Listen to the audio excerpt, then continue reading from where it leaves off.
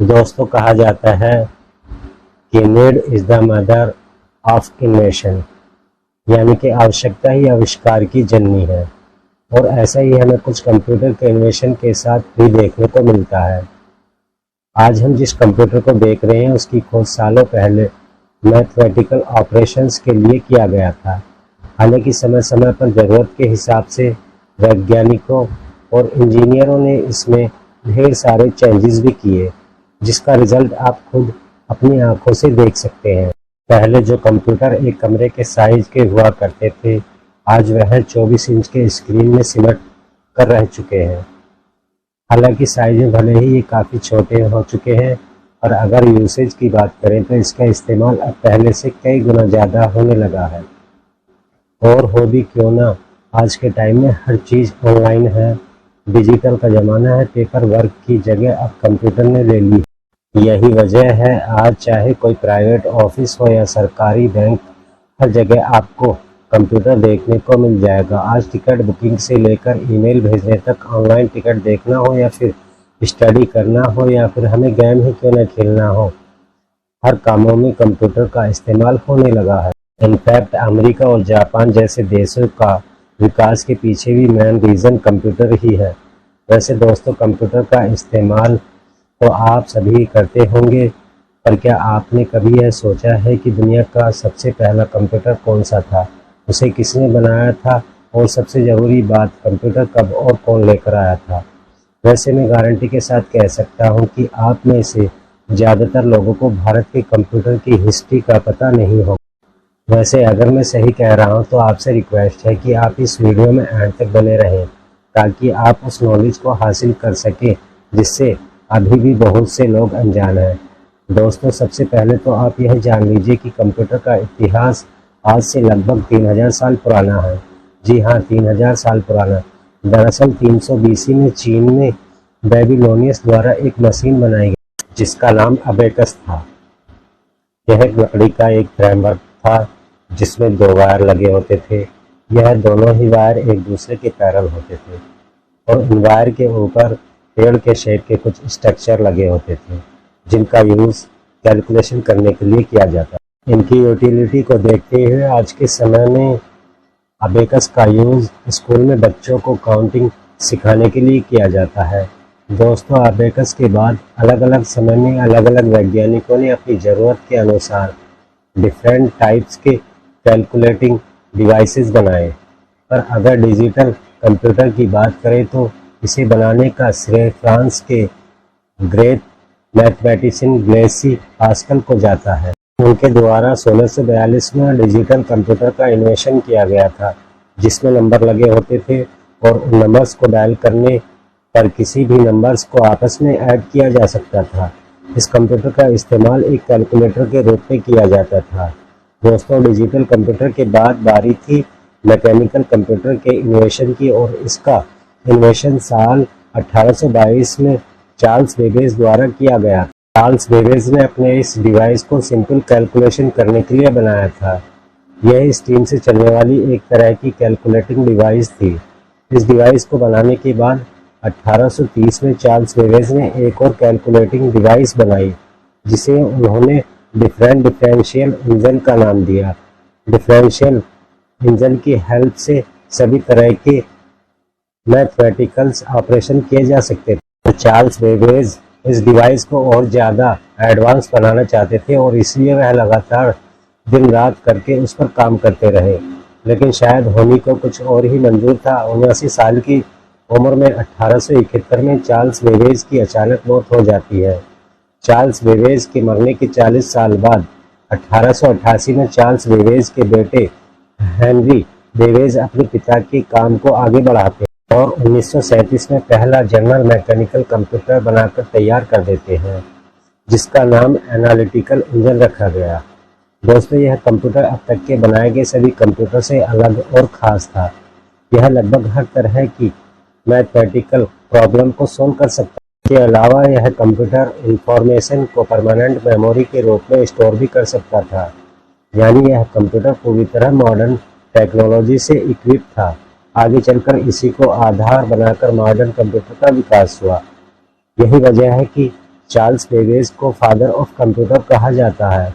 दोस्तों, कंप्यूटर के इतिहास का पहला इलेक्ट्रॉनिक कंप्यूटर एबीसी मतलब यानी अतानास आर्क बाइनरी कंप्यूटर। इस कंप्यूटर को लोवा स्टेट यूनिवर्सिटी के physics professor doctor John Vincent Atanasoff ने अपने ग्रेजुएट स्टूडेंट क्लिफोर्ड बाइनरी के साथ मिलकर बनाया था।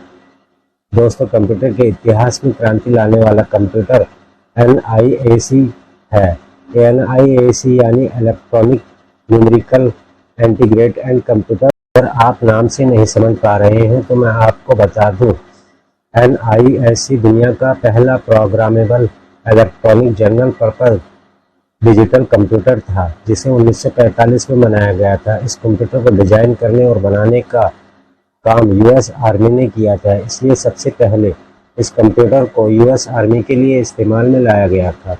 यह कंप्यूटर बड़े से बड़ा न्यूमेरिकल प्रॉब्लम सॉल्व करने में कैपेबल था। तो प्रोग्रामिंग के थ्रू चेंजेस भी किए जा सकते थे। NIAC अपने समय में उन कैलकुलेशन को 30 सेकंड में पूरा कर देता था, जो कि उस समय एक आम इंसान को करने में 20 घंटे लग जाते थे। NIAC की एक खूबी ने उसे अपने समय में काफ़ी पॉपुलर दिलाई थी। हालांकि NIAC की एक कमी भी थी, इसका वेट और साइज दोनों ही काफ़ी बड़ा था। साइज की बात करें तो इस कंप्यूटर को किसी जगह पर रखने के लिए 20 व 40 फुट का कमरा होना चाहिए था, जबकि इस कंप्यूटर का वेट लगभग 30 टन था। यह कंप्यूटर पर्सनल यूज़ के लिए नहीं था, इसका इस्तेमाल किसी एरिया स्पेसिफिक से जुड़े लोग ही कर पाते थे।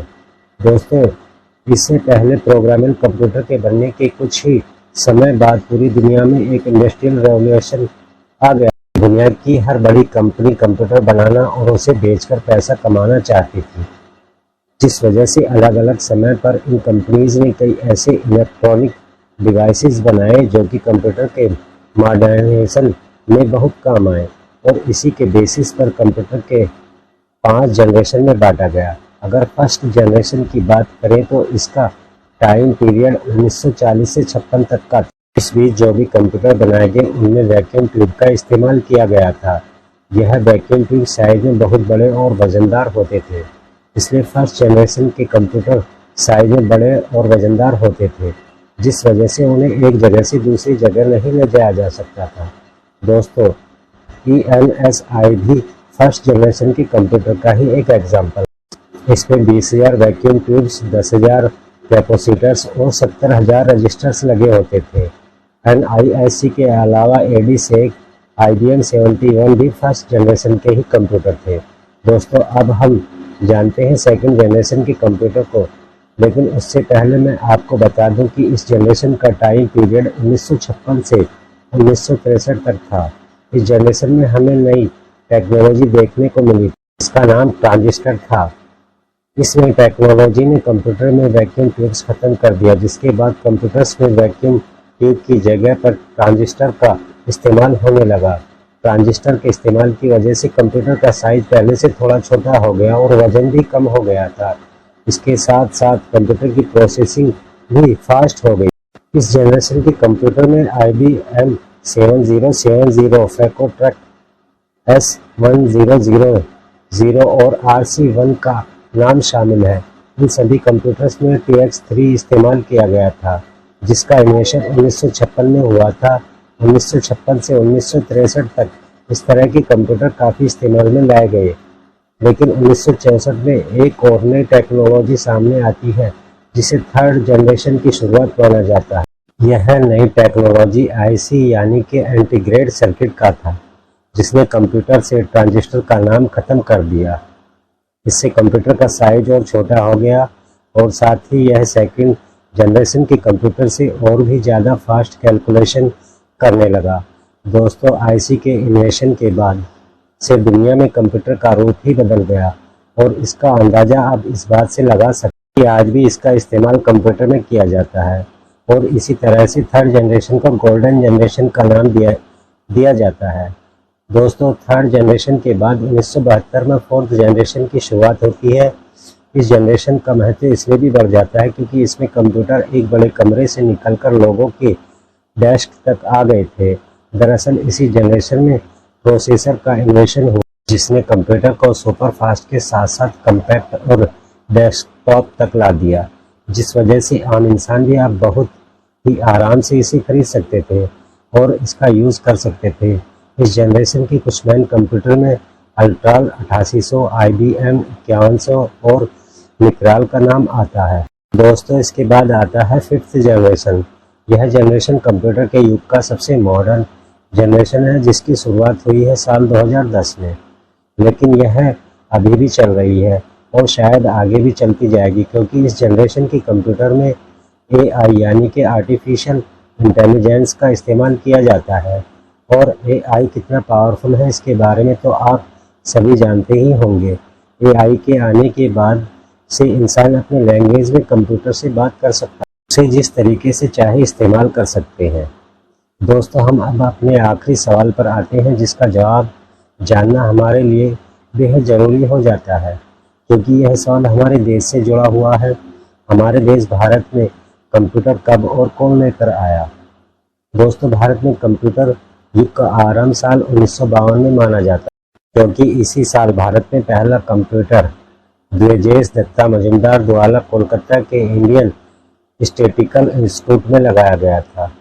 इसके बाद बेंगलोर में भी भारतीय विज्ञान संस्थान में इसी तरह के एनालॉग कंप्यूटर लगाए गए। और दोस्तों, अगर सही मायने में देखा जाए तो भारत में कंप्यूटर युग की शुरुआत 1956 में हुई, क्योंकि इसी साल में भारत में पहला डिजिटल कंप्यूटर लाया गया था, जिसका नाम HEC-2M था।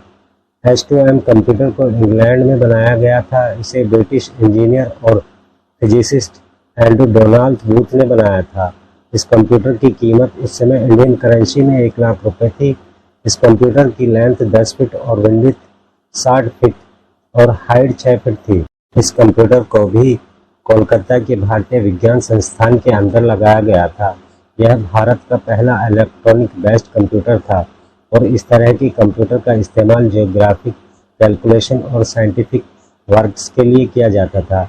जिस समय इस कंप्यूटर को भारत लाया गया था, उस समय भारत जापान के बाद एशिया का दूसरा देश बन गया था जो इस तरह की कंप्यूटर टेक्नोलॉजी का इस्तेमाल कर रहा था। आज भारत अपने सभी सुपर कंप्यूटर खुद बनाने में कैपेबल है।